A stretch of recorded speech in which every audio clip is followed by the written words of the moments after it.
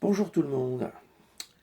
Alors, aujourd'hui, je suis venu avec ma première boîte à contes. Séquence nostalgie. J'ai fabriqué cette boîte, mon petit devait avoir 6 ans. Ouais, et maintenant il en a 30. Ouais, bon, on va dire que ça fait en gros 25 ans. C'était ma première boîte à contes. Ma première boîte à contes, ouais. Mon histoire, elle commence dans une forêt avec des creux, des bosses. La forêt de Craquebosse. Oui, parce qu'il y a aussi des bouts de bois qui traînent et puis qui craquent. C'est la forêt de Craquebosse. Et dans la forêt de Craquebosse vivent des petits lutins.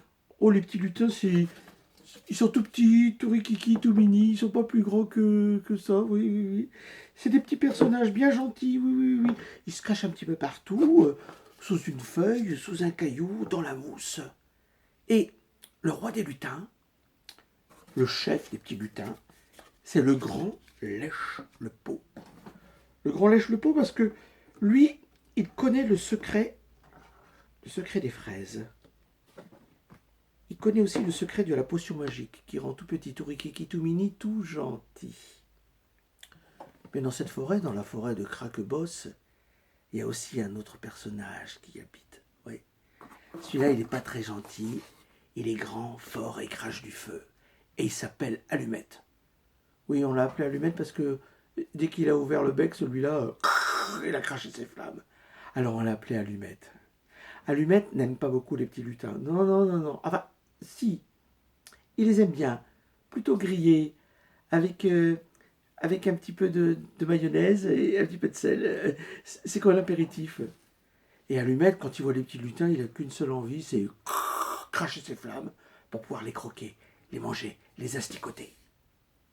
Il les a vus, il les a entendus, dans la clairière là-bas. Et alors il arrive, mais comme il n'est pas très discret, poum, poum, poum, poum, les petits lutins, ils ont juste le temps de se cacher à droite, à gauche, et qui sous une pierre, et qui sous une feuille, et deux derrière l'arbre.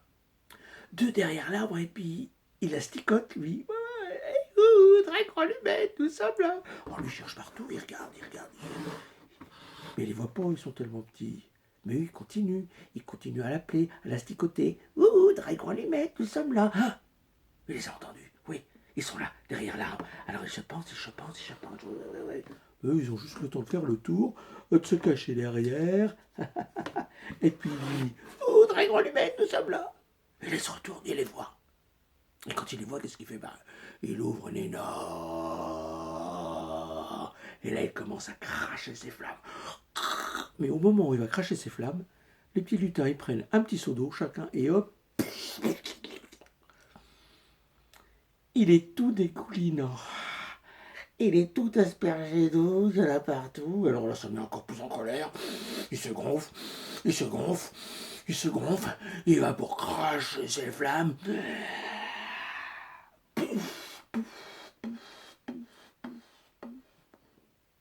Il se met à cracher de la fumée. Alors il prend ses esprits.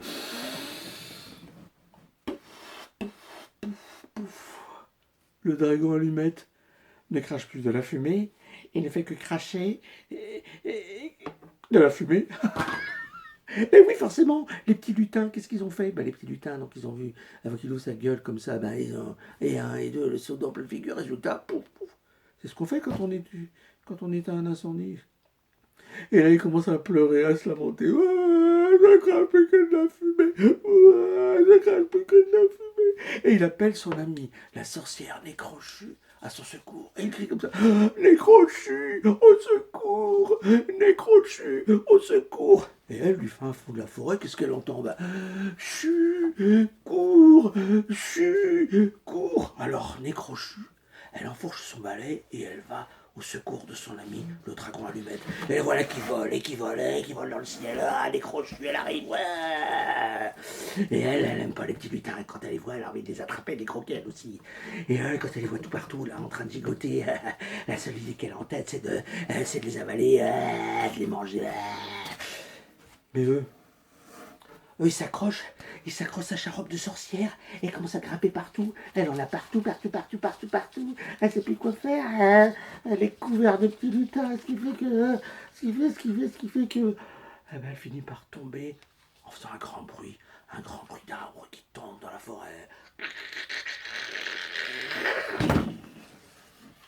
Et une fois qu'elle est à terre, eh ben aussitôt, hop, il la saucissonne, il la ficelle, elle peut plus bouger, elle peut plus discuter. Laissez-moi sortir, elle est très en colère. Elle lui dit non, puisque tu es si méchante, nous allons te faire boire la potion magique qui rend tout petit, tout riquiqui, tout mini. Vous savez, celle dont je vous ai parlé juste avant. Allez, voilà, vous savez ce qu'elle dit, elle vous savez ce qu'elle dit? Elle dit non, et elle ferme la bouche.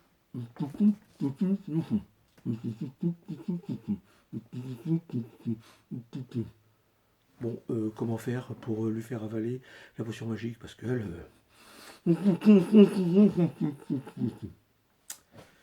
Alors, ils ont bien essayé de la piquer avec des épines. Ils ont enlevé les chaussettes de la sorcière. Et ils ont commencé à le piquer. Mais elle... Alors, ils ont essayé autre chose. Ils ont essayé de la chatouiller avec une petite plume. Une toute petite plume.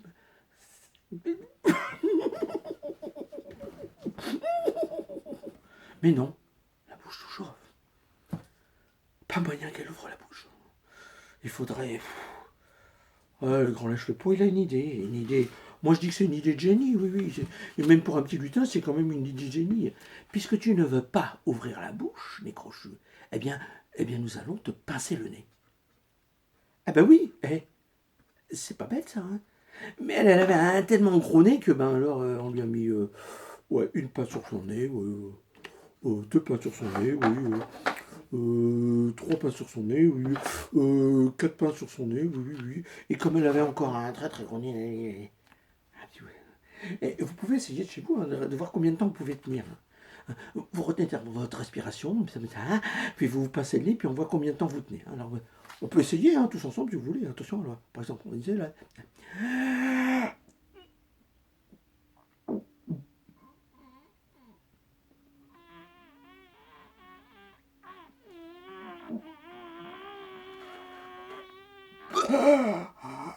Bah oui, qu'est-ce qu'on est obligé de faire? On est obligé d'ouvrir la bouche, forcément. Mais elle a résisté. Ah oui, elle a résisté. Une journée, elle est devenue bleue, verte, violette. Et au bout du troisième jour, elle n'en pouvait plus. Elle ouvre la bouche. Et là, les petits lutins s'en profitent pour lui mettre sa chose.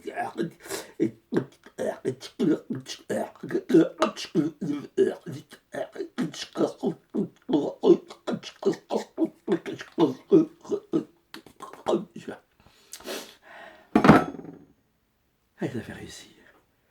Donc, ils pouvaient lui enlever les pinces du nez. Oui. Et une, et deux, et trois, et quatre, et cinq. Et là, il se passe quelque chose. Il se passe quelque chose d'incroyable. Maintenant qu'elle a avalé la potion magique qui rend tout petit, tout riquiqui, tout mini, elle a commencé à... Elle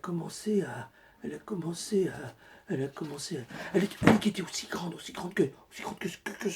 ça. Le plus gros que mon écran, là. Vous pouvez le mettre vos bras comme ça, de chez vous. Et elle a commencé à rapetisser,